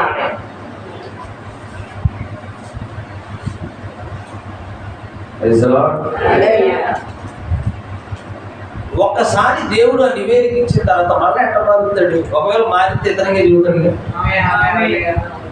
డైరెక్ట్ గా ఇతనితో మాట్లాడే దేవుడు మరలా ఇతనితోనే మాట్లాడతాడు కదా. వాళ్ళ దేవదూతను పంపించి చెప్పడం ఏంటి? స్పష్టంగా అబద్ధం ఆడాడని చెబుతాడు. మనసులో అబద్ధం పెట్టుకున్నాడు. ఇంటికి ఆలోచించుతా ఇక్కడ వెళ్ళాడు. చూడండి ఏమైందో. అతను తిరిగి అతనితో కూడా మరలి పోయి అతని ఏంటి అన్నపానములు పుచ్చుకోలేడు. ఏమి చెయ్యొద్దు అని చెప్పాడు దేవుడు. ఫస్ట్ టైం ఏం చేయొద్దని చెప్పాడు, దాన్ని చేశాడు. అన్నమాట వారు భోజనం చేయించుండగా అతనిని వెనుకకు తోడుకొని వచ్చిన ఆ ప్రవక్తకు యెహోవాకు ప్రత్యక్షమాయెను. చూసారా విచిత్రం ఎట్లా ఉందో? ఎవడైతే మోసం చేశాడో వాడి మాటల్లో మీరు పోయాడు. ఆ మోసం చేసిన నోటికి మళ్ళా యెహోవా వాక్కు ప్రత్యక్షమైంది. అంతటా అతను యూదా దేశం నుండి వచ్చిన దైవజనుడిని పిలిచి యెహోవా ఇలాగూ ఆజ్ఞ ఇచ్చుచున్నాడు, నీ దేవుడైన యెహోవా నీకు ఆజ్ఞాపించినది దానిని గైకొనక ఏమన్నాడు? డిజోబీడియంట్ ప్రాఫిట్, అవిధేయత చూపేటువంటి ప్రవక్తవు నువ్వు అన్నాడు. ఏ దేవుడైతే పంపించాడో నువ్వే పోవాలని ఏ దేవుడైతే చెప్పాడు, మళ్ళీ అదే దేవుడి ప్రవక్త గురించి ఏమంటున్నాడు? అవిధేయత చూపించావు. ఆయన సెలవిచ్చిన నోటి మాట మీద తిరగబడి నువ్వు వెనకకు వచ్చి నీవు అచ్చట అన్నపానములు పుచ్చుకొన వలదని ఆయన సెలవిచ్చిన స్థలమున చేసి ఉన్నావు గనుక నీ కళేబరము నీ పితరుల సమాధిలోనికి రాకపోవునని ఎలుగెత్తి చెప్పి పెద్దగా చెప్పాడు. నువ్వు చస్తావు, దేవుడు చేయొద్దన్న పని నువ్వు చేశావు, తిరుగుబాటు చేశావు నువ్వు దేవుడికి. కాబట్టి నీ కళేబరం కూడా నీ పితరులకు దొరకదు. చూసుకో, యెహోవా ఇలాగూ సెలవిచ్చాడు అన్నాడు. అయిపోయింది. ఇప్పుడు చూడండి ఏం జరిగిందో. అంతటా వారు అన్నపనములు పుచ్చుకున్న తర్వాత అచ్చటి ప్రవక్త తాను వెనుకకు తోడుకొని వచ్చిన ఆ ప్రవక్తకు గాడిద మీద గంత కట్టించెను. అతడు బయలుదేరి మార్గమును పోవచ్చుండగా ఒక సింహము అతనికి ఎదురుపడి అతన్ని చంపెను. అతని కళేబరము మార్గమందు పడి ఉండగా గాడిద దాని దగ్గర నిలిచి ఉండెను. సింహమును శవము దగ్గర నిలిచి ఉండెను. ఎదురు జరిగింది. ఇంత భయంకరమైనటువంటి పరిస్థితి ఒక ప్రవక్తకు ఎందుకు వచ్చిందండి? స్వయంగా దేవుడే పంపించిన ప్రవక్తకు ఇలాంటి దుస్థితి పట్టడం ఏంటి? అది కారణం ఏంటంటే దేవుడు ఏ రిపోర్ట్, ఏ ఫస్ట్ హ్యాండ్ రిపోర్ట్ ఇచ్చాడో, ఏ వాక్యం అనేది ఇచ్చాడో ఆ వాక్య పక్షాలు నిలబడాలి. వస్తారు ఇవాళ దేవుడికి నీకు మధ్యలో క్రీస్తే మధ్యవర్తి బైబిల్లో no second person should take the place of God or Lord Jesus Christ. నీకు దేవునికి మధ్యలో ఒక వారధిగా యేసుక్రీస్తు వారే ఉండాలి. వింటున్నారా? వేరొక వ్యక్తి మాటలు తీసుకునేకూడదు. బైబిల్లో చెప్తుంది ప్రతి మనిషి మాట అబద్ధము, నా మాటే సత్యం అని చెప్తున్నప్పుడు అర్థమవుతుందా? దేవుడు ఒక మాట చెప్తే పరలోకంలో ఒక ఆయన వచ్చి నాకు దేవదూత వచ్చి చెప్పాడు, ఇప్పుడే చెప్పాడు, ఇంటికి తీసుకొని పోమంటున్నాడు. నువ్వు విచారణ చేసుకుంటే బాగుండేది. ఇవాళ చాలా మంది అలా విచారణ చేయట్లేదు, వింటున్నారా?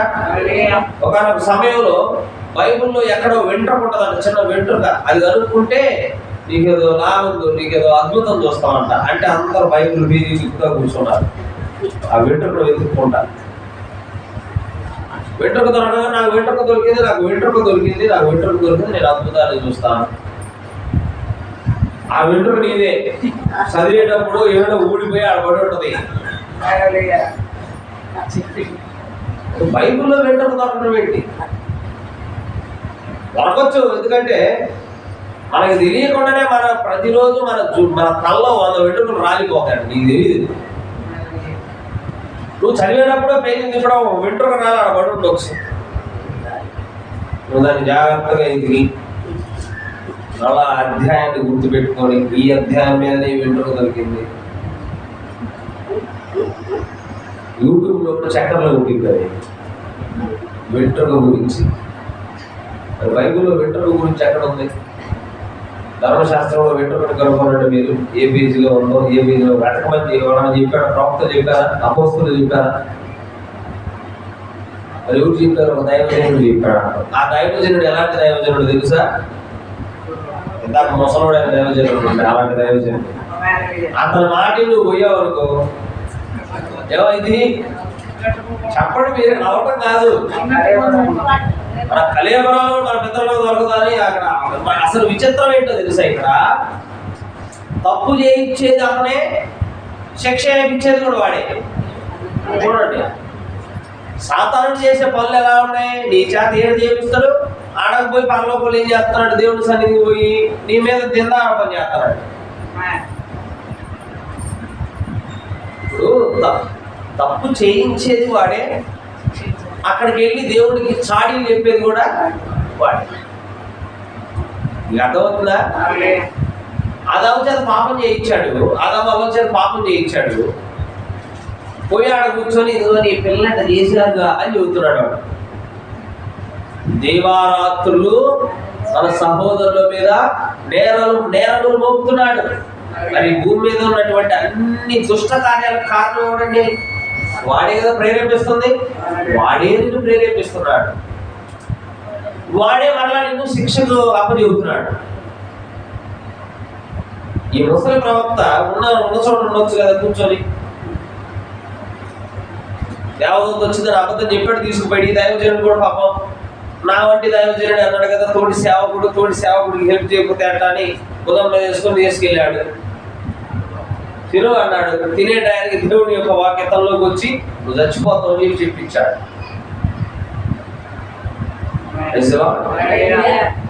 మనుషులు మార్చినట్టు దేవుడు మాట మార్చడు.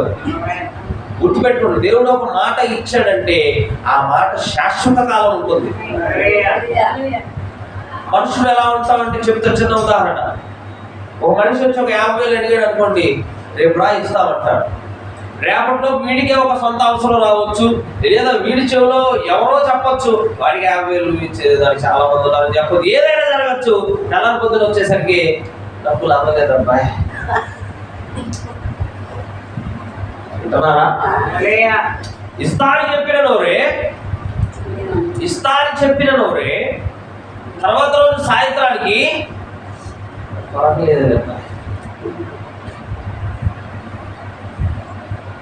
మనిషి స్వభావం అది, కానీ దేవుడి స్వభావం అలా ఉండదు. దేవుడు ఒక్కసారి ఒక మాట ఇచ్చాడంటే శాశ్వత కాలం ఉంటుంది. దేవుడు చీటికి మాటికి మాట మార్చినాడు. కాసేపు అంటే నాకు ఇష్టం అని చెప్పి మళ్ళీ ఒక గంట తర్వాత అంటే నాకు ఇష్టం లేదు, మళ్ళీ ఇంకో గంట తర్వాత అంటే నాకు పిచ్చి, ఇట్లాంటి ముచ్చట చెప్పడానికి. దేవుడు ఏదైనా ఒక మాట చెబితే అది శాశ్వత కాలం ఉంటుంది, అది మనం గ్రహించాలి. బైబిల్ గ్రంథంలో ఒక్క బోధ ఇవ్వబడింది మనందరికీ కూడా, ఆ బోధ ప్రకారం నడుచుకోవాలి. అదే ఫస్ట్ హ్యాండెడ్ రిపోర్ట్ యోహాను చెప్తున్నాడు. అక్కడ మేము కళ్ళారా చూసాము, మేము నిదానించి చూసాము, మేము తాకి చూసాము. దాన్నే మేము మీకు తెలియజేస్తున్నాము, కొత్తది కాదు ఇది. Praise the lord. మరి దీని ప్రకారంగానే జీవించాలి మనం. మనకు ఆ ముసలి ప్రవక్త లాగా మనకు టీవీ ఛానల్లో చాలా మంది కనిపించవచ్చు, వీధుల్లో పోతున్నప్పుడు కనిపించవచ్చు, ఇంటి దగ్గర కనిపించవచ్చు, వేరే ఊళ్ళో కనిపించవచ్చు, ఫ్లెక్సుల్లో కనిపించవచ్చు, ఎక్కడైనా కనిపించవచ్చు కాక నీవు మొదట తీసుకున్న నివేదిక ఏదైతే ఉన్నదో, ఫస్ట్ రిపోర్ట్ ఏదైతే ఉన్నదో, దీని ప్రకారంగా కనుక వాళ్ళు లేకపోతే, ఈ అపోస్తలులు చెప్పినటువంటి మాటలు వాళ్ళు చెప్పకపోతే దాన్ని నువ్వు ఒప్పుకోవాల్సిన అవసరం లేదండి. ఎందుకంటే లైఫ్ అండ్ డెత్ మ్యాటర్. అంటున్నారా? Life and death matter. భూమి మీద ఒక మనిషిని మోసం చేశాడు అనుకో, మరలా నువ్వు తిరుగుకోవచ్చు, మరలా నువ్వు పోగొట్టుకునే ధనాన్ని మరలా నువ్వు తిరిగి సంపాదించుకోవచ్చు. కానీ ఆత్మ సంబంధంగా కనుక నువ్వు నీ ఆత్మను నశింపులకు అప్పచెప్తే, నాకు తెలిసినంత వరకు మనంత దురదృష్టవంతుడు మనకు ఉండడు. ఉంటే నువ్వు పోగొట్టుకో, మరలా సంపాదించుకుంటావు. అదేవిధంగా 1,00,000 రూపాయలు పోగొట్టుకున్నావు అనుకో, ఏమి కాదు, మళ్ళీ 1,00,000 రూపాయలు కష్టపడి రెక్కల రూపాయలు చేసుకొని సంపాదించుకోవచ్చు. 1,00,000 రూపాయలు పోవాలి, నీ జీవితం ఏమి అంతం అవ్వట్లేదు. అలాగే ఒక ఉద్యోగం అయిందనుకో, ఇంకో 100 ఉద్యోగాలు ఉన్నాయి భూమి మీద. నువ్వు చేసుకోదగిన ఉద్యోగాలు చాలా ఉన్నాయి. నువ్వు చేపలు బట్టి బతకచ్చు, రొయ్యలు బట్టి బతకచ్చు. వింటున్నారా? నువ్వు రేగ్గాయలు పోసుకొని కూడా అమ్మచ్చు. వింటున్నారా? చేసుకొని బ్రతకడానికి చాలా పనులు ఉన్నాయి భూమి మీద. అది నిత్య జీవం కోల్పోతుంది. బైబిల్ చెప్తుంది, ఒక ప్రపంచం అంతటిని సంపాదించి తన ప్రాణమును పోగొట్టుకునే వాడికి ఏం ప్రయోజనం చెప్పండి అని బైబిల్ గ్రంథం క్వశ్చన్ వేస్తుంది. ఇక్కడ ప్రపంచమంతా సంపాదించాడు, రెండవ మరణానికి అప్పగించబడ్డాడు, ఏంటంటే ప్రయోజనం?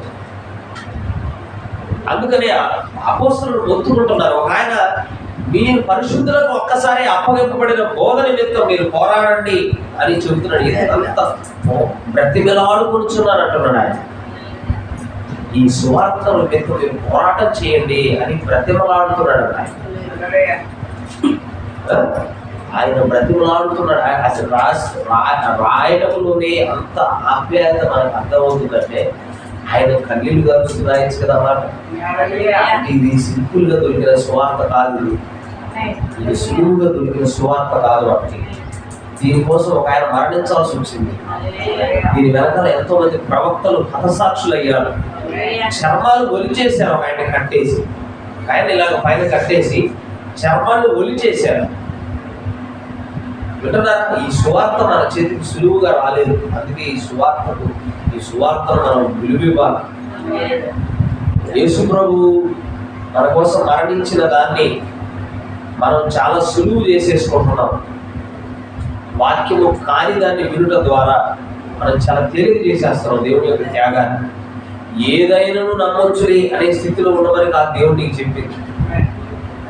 దేన్నైనాను నమ్ము, ఎలాగైనా భక్తి చేయి, ఎలాగైనా చేసి ఇట్రా అనలేదు. పరలోకములు వ్యవహారం చూసినప్పుడు ఒక మార్గమే ఉంది, ఒక ద్వారం ఉంది. అది ప్రభు యేసు ఆయన ఇచ్చినటువంటి మార్గము కూడా నువ్వు రావాలి. వేరొక మార్గం అంటూ లేనే లేదు. ఈ నివేదికను నేను చెప్పాను, సెకండ్ పర్సన్కి వెళ్ళేసరికి ఎంత మారిందో, థర్డ్ పర్సన్కి వెళ్ళేసరికి ఎంత మారిందో, ఫోర్త్ పర్సన్కి వెళ్ళేసరికి ఎంత మారిందో గుర్తుపెట్టుకోండి. ఫస్ట్ హ్యాండెడ్ రిపోర్ట్ ఎవరి చేతుల్లో ఉందంటే అపోస్తలుల చేతుల్లోనే ఉందండి, వేరొక చేతుల్లో లేదు. ఇప్పుడు వాళ్ళు రాసిన రిపోర్ట్ నేరుగా మన చేతుల్లో ఉంది. దీన్ని సెకండ్ హ్యాండెడ్ రిపోర్ట్ అంటారు ఎవరు కూడా, ఫస్ట్ హ్యాండ్ రిపోర్ట్ ఇది. వింటున్నారా? ఇప్పుడు ఈ మాటలు, దీనికి చెందినటువంటి మాటలు థర్డ్ పర్సన్ కనుక చెప్పేది మనం వింటూ ఉంటే, ఈ సెకండ్ పర్సన్ చెప్పేది దీనితో మ్యాచ్ అవుతుందో లేదో చూసుకోవాలి. వింటున్నారా? మీరు బాగా వినాలి. ఫస్ట్ హ్యాండ్ రిపోర్ట్ అపోస్తలుల దగ్గర ఉంది, వాళ్ళు మనకు అందించారు. ఇప్పుడు మన చేతిలో ఫస్ట్ హ్యాండ్ రిపోర్ట్ ఉంది. ఇప్పుడు ఈ రిపోర్ట్ని ఎవరైనా వాక్యం ద్వారా చెబుతూ ఉంటే, వాడు చెబుతున్న వాడు సెకండ్ పర్సన్ అవుతాడు. కాబట్టి ఆ మాటలు ఇందులో ఉన్నాయో లేదో చూసుకోవాలి. మొదటి నివేదికతోటి ఈ మనుష్యుడు చెబుతున్న మాటలు ప్యారలల్ అవుతున్నాయా లేదా చూసుకోవాలి. లేదంటే ఆ దైవజనుడు చనిపోయినట్టు మనం కూడా చనిపోవాలి. ఆ దైవజనుడు భౌతికంగా చనిపోవచ్చు, మనం ఆత్మీయంగా చచ్చిపోతాం. Praise the lord. చాలా మంది సాక్ష్యాలు ఇవ్వచ్చు, పలానా చోట ఆశీర్వాదాలు వస్తాయి, స్వస్థత అదంట ఇదంట, నువ్వు వెళ్ళకూడదు. ఆ ముసలివాడైనటువంటి దైవజనుడి జీవితం నీ కోసం పంచపక్ష ప్రమాణాలు వండి పెట్టానయ్యా. నోటితో తాగేవి, నాలుగుతో జుర్రేవి, నగిలి తినేవి, చప్పరించేవి, అన్ని రకాల రుచులు చేసి పెట్టాను. ఆయాసం తాగుతారు అన్నారా, ప్రమాణం చురుతారు, మాంసాన్ని తింటారు, చప్పరించే రుచులు కొన్ని ఉంటాయి. ఇవన్నీ చేసి పెట్టాను, తిను. దేవత కూడా చెప్పాడు, నాకు దేవత సపోర్ట్ ఉంది నాకు. అయినా ఒకసారి ట్రబుల్ షూట్ చేసుకోవాలి. దేవుడు నిజంగా దూతను పంపుతాడు, ఆరోగ్యంగా పంపుతాడు. అవునా? కాళ్ళన్నీ బాగున్నాయి, నడవగలుగుతున్నా, గాఢ మీద వచ్చిన ముసలాడు నీకు భయపడితే నన్నే కదా పంపించింది అసలుకి. నేను ఏం చేయాలి, మళ్ళీ నాకు యూతుడు కదా అని దైవజనుడు ఆలోచించలేకపోయాడు. ఇవాళ కూడా మనం కూడా ఆలోచించలేకపోతాం. టీవీ పెట్టుకొని చూస్తాం, అనేది చూస్తాడు. ఆడ ఫోన్ పే నెంబర్ ఉంటుంది, క్యూఆర్ కోడ్ ఉంటాయి, అన్ని పెడతాడు. అన్ని బ్యాంక్ అకౌంట్స్ అన్ని డీటెయిల్స్ అన్నీ ఉంటాయి. ఎంత బొమ్మ కనపడతాడు, ఇవన్నీ డీటెయిల్సే ఉంటాయి. ఆ స్క్రీన్ అంతా కూడా బ్యాంక్ డీటెయిల్స్ ఉంటాయి. ఇక్కడ ఫోన్ పే నెంబర్ అంటాడు, జీపే నెంబర్ అంటాడు, పేటిఎం నెంబర్ అంటాడు. ఇక్కడ ఎంత పెద్ద క్యూఆర్ కోడ్ ఉంటుంది, ఫాస్ట్ ఈ పక్కన చిన్న సందులో వాక్యం చదువుతూ ఉంటాడు. అసలు ఆయన ఏం తెలియజేస్తున్నాడు, ఏం చదువుతున్నాడు ఆయన మనకి ఇండైరెక్ట్ గా? డబ్బులు ఇవ్వండి కదా. అవునా? ఎవరికి వ్యతిరేకం కాదు, వాక్యం కాడిదనిగా వ్యతిరేకం. ఎవరికి వ్యక్తిగతంగా కక్షలు లేవు, వాళ్ళ మీద కుట్రలు లేవు, ఏమి లేవు. కాబట్టి చెప్తున్నా, ఇంత స్క్రీన్లో ఒక పక్క అంతా క్యూఆర్ కోడ్, జస్ట్ నువ్వు ఆ రోడ్డు మీద ఉండి స్కాన్ చేసినా పడతారు. అంత పెద్ద క్యూఆర్ కోడ్ స్క్రీన్ మీద డిస్ప్లే చేస్తున్నారు. ఫోన్ పే నెంబర్ ఇస్తాడు, అదంటే ఇదంటే. ప్రభు నీతో మాట్లాడుతున్నాడు, ప్రభు నీకు సెలవిస్తున్నాడు. ఇదిగో దేవుడు నీకు సెలవిస్తున్నాడు. పెట్టుకుంటాడు, ప్రవక్తను పెట్టుకుంటాడు. సిగ్గు సెలవు ఏమి లేదు. ప్రవక్తను పెట్టుకుంటాడు, నేనే దేవుడు అని కూడా మాట్లాడి తీసుకుంటాడు. గుర్తుపెట్టుకోండి, మొదటి నివేదికతో మనం నిలబడుతున్నారు. అపోస్తలులు ప్రతిమలాడుకుంటున్నారు. ఈ వాక్యం నిమిత్తం మీరు పోరాటం చేయండి.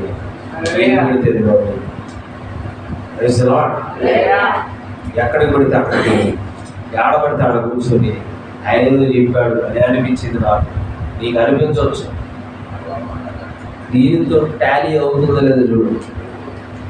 అహాబు రాజు రామోత్ గిలాదు అనేటువంటి ఒక ఆశ్రయపురం శత్రువుల చేతుల్లో ఉన్నది. దాన్ని మనం ఇప్పుడే పట్టుకోవాలి, దాని మీదకి యుద్ధానికి వెళ్ళాలి అని ఆలోచన చేసి యూదా రాజును పిలిపించాడు. యెహోషాపాతు అతని పేరు. ఇద్దరు రాజులు సమకూడారు. ఇప్పుడు అహాబు ఆలోచన చెబుతున్నాడు యెహోషాపాతుకి, యూదా రాజా, రామోత్ గిలాదు మనదే కదా, దాన్ని మనం పట్టుకోవడానికి వెళ్ళాలి, మరి నాకు సహకరిస్తావా అంటే యూదా రాజు ఏమన్నాడంటే, రాజా నా సైనికులందరూ నీ సైనికులే కదా, నా గుర్రాలన్నీ నీ గుర్రాలే, నువ్వు ఏ యుద్ధానికి కావో తీసుకెళ్ళు అన్నాడు. అయితే ఒక చిన్న మాట, మరి మనందరికీ ఒక ఆనవాయితీ ఉంది, యుద్ధానికి వెళ్ళేటప్పుడు యెహోవా యొక్క విచారణ చేయాలి. మరి యెహోవా ప్రవక్తలు ఉన్నారా ఆయన అని అడిగారు. ఉన్నారు రండి అని చెప్పేసి 400 మందిని పిలిపించాడు. చెప్పడబాయ్, ఈ 400 మంది ప్రవక్తలు బయలు ప్రవక్తలు. వీళ్ళందరూ వచ్చి ఒక్కొక్కడు వచ్చి, ఓ రాజా మీరు యుద్ధానికి వెళ్తే దాన్ని పట్టుకొని వస్తారు, వాళ్ళని శత్రువులను చీల్చి చెండాడతాడు, నువ్వు ఒక్కడమే 100 మందిని చంపుతావు రాజా అని చెప్పేసి అందరూ 400 మంది చెబుతుంటే అహాబు ఒళ్ళు పొగుతుంది, జయించి వస్తా. యెహోషాపాతు డౌట్ పడుతుంది. యెహోషాపాతు అడుగుతున్నాడు, కేవలం యెహోవా ప్రవక్త అక్కడ ఉన్నాడా? ఉన్నాడు ఏంటి, అక్కడ ఎక్కడో ఉన్నాడు, వాడు వచ్చాడంటే అంతా నాకు నెగిటివ్ గానే మాట్లాడతాడు. అతన్ని పిలిపించామంటే అసలు యుద్ధానికే పోవద్దు అంటాడు, చూడండి అంటాడు.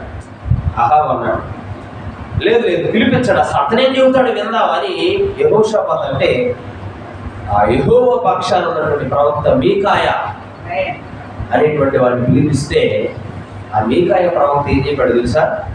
ఏం చెప్పాలో మీరే చెప్పడం. ఎందుకంటే జనులు అలాగే ఉన్నారు. ఇప్పుడు వాళ్ళ మనస్సుకు నచ్చింది చెబితేనే స్వీకరిస్తున్నారు, కానీ వాళ్ళకి నచ్చని అయితే స్వీకరించట్లేదు. అందుకని ఏమన్నాడు? దేవుడు చెప్పింది చెప్పాలా, మీ మనసుకు నచ్చింది చెప్పాలా చెప్పండి అన్నాడు. అప్పుడు అహాబ్ అన్నాడు, ఏదో తేడా మాట్లాడుతున్నావు, అట్లా మాట్లాడవాక దేవుడు చెప్పింది ఏదో చెప్పాలి. అట్టయితే దేవుడు చెప్పింది చెబుతున్నా విను, యుద్ధానికి పోతే నువ్వు తిరిగి రావు అన్నాడు. ఏమన్నాడు? నువ్వు యుద్ధానికి పోతే తిరిగి రావు అన్నాడు.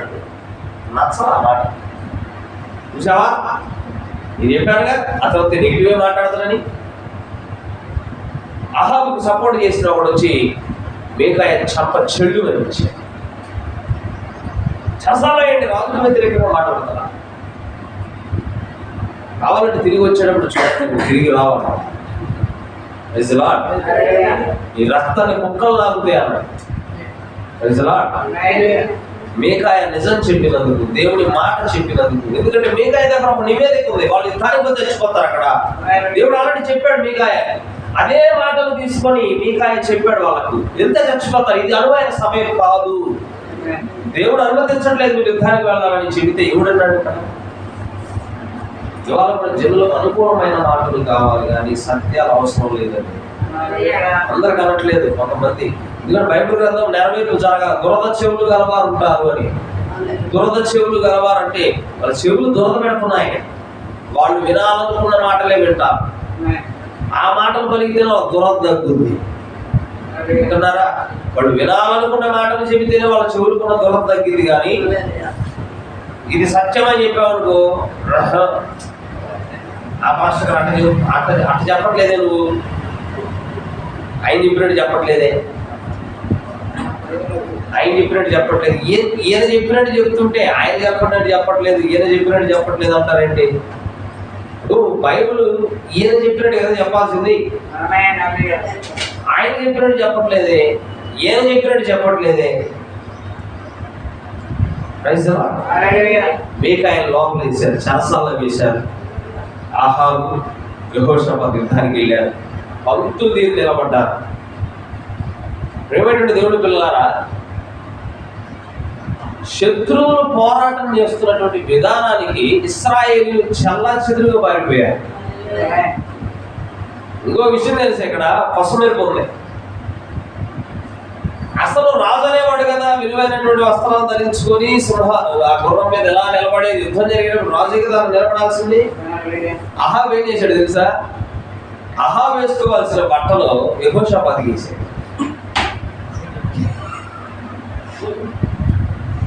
శత్రువులేమో అహాబుని టార్గెట్ పెట్టుకుని అహాబును చంపాలనేటువంటి విధానంలో శత్రువులు ఉన్నారు. ఇప్పుడు రాజులాగా టీవీగా వస్త్రాలు ధరించుకున్నది ఎవరు? యెహోషాపాతు. అవునా?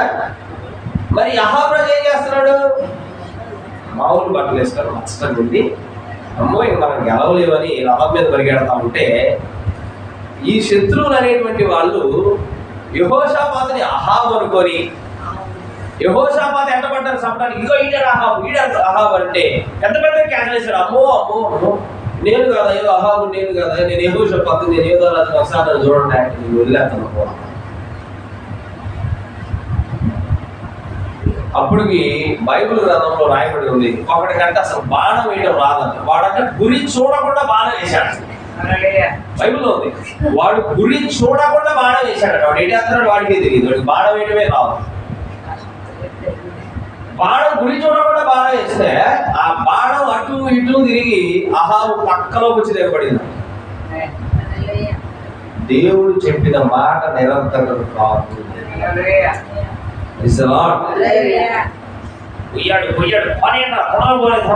రథసారథిని పోనెత్తా ఉంటే అదంతా రక్తం అయిపోయింది. శత్రువులు వచ్చి చుట్టుముట్టారు, కత్తితో చంపల అహాబు. అగా రథం ఆడే ఉంచు అన్నాం. ముందుకు కదలడానికి లేదు, వెనక్కి కదలడానికి లేదు.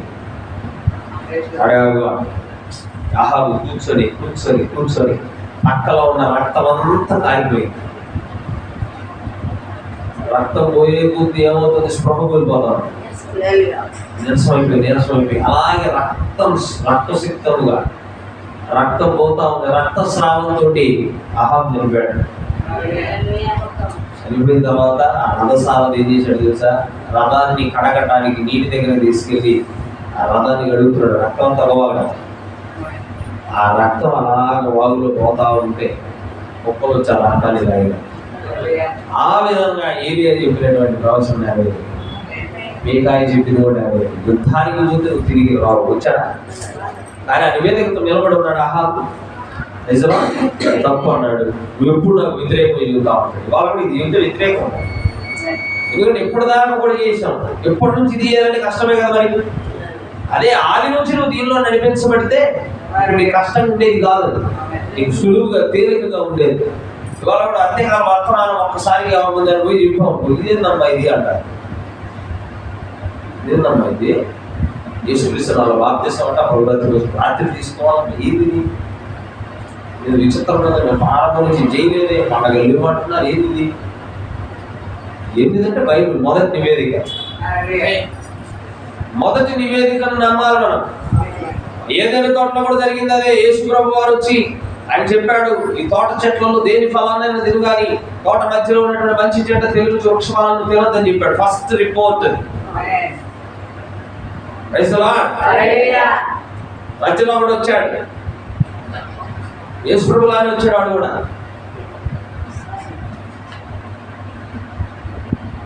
అమ్మ నమ్మింది. పెద్ద మాస్టర్ గారు వచ్చారు, ఇందాక వృద్ధుడు వచ్చాడు కదా, అలాగనే ఇతను కూడా వచ్చాడు. ఏమన్నా బాగున్నారా, ఏం మెసేజ్ చెప్పాడు అడిగాడు. మన భాషలో చెప్పాలి, ఇప్పుడు జరుగుతున్నాయి కదా. ఏం మెసేజ్ చెప్పాడు ఇక్కడ మాస్టర్ గారు? మీరు వారం ఆదివారం చాలా మర్మాలు చెప్పాడు. అంటే ఏదో మర్మం చెప్పామా అంటే ఆమె చెప్పింది, ఇదిగో ఈ తోట అన్ని ఫలాలు తెలవగా తోట మధ్యలో దిగుతున్నాయి నిలవద్దామని ఆయన అసలు గుర్తు అవుతాడు. అప్పుడు ఏనేం చెప్పాడు, నువ్వు వచ్చిన దైవజనుడు